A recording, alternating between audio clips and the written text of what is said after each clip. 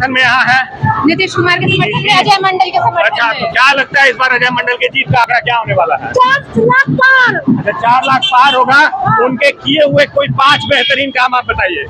वृद्धन को cycle, wheel chair, ये तो सरकार की योजना हुई, नहीं लाने का उसी में। तो ये तो सारे जगह पूरे बिहार में मिलेगा ना। पार्लियामेंट में क्वेश्चन उठाते हैं ना, तो हम सांसद जिता के भागलपुर से ठीक है। भेजते हैं, तो उन्होंने क्वेश्चन उठाते हैं, तब सरकार।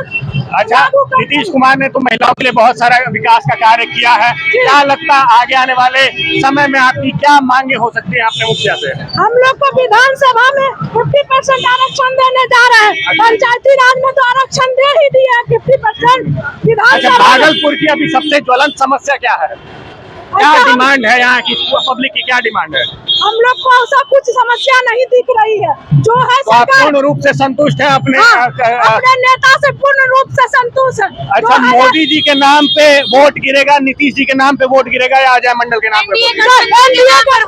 अच्छा, मतलब एनडीए के नाम पे वोट होगा, उनके नाम पे वोट होगा, उनके नाम पे वोट होगा। अच्छा, ठीक है। तो आगे आने वाले 5 सालों में उनके विकास का एजेंडा क्या होगा? विकास का एजेंडा वो कौन सा ऐसा नया काम करेंगे जिससे भागलपुर की जनता उनको अपने चुने हुए जाने पे खुशी महसूस हो? एयरड्रोम बनाने जा रहे हैं गोराडी में। अच्छा, नया है हवाई अड्डा। कुछ और आप कहना चाहेंगी? बहुत सारे लोग आपको देखेंगे, क्या कुछ मैसेज देना चाहेंगी? हम मैसेज देना चाह रहे हैं, भागलपुर पूरे हम लोग बिहार से 40 के 40 सीट देके नरेंद्र मोदी जी इससे पहले 39 सीटें दी गई थी।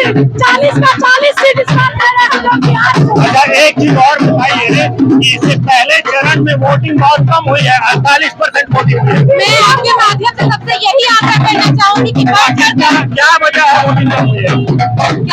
वोटिंग कम होने का क्या वजह है? वोटिंग कम होने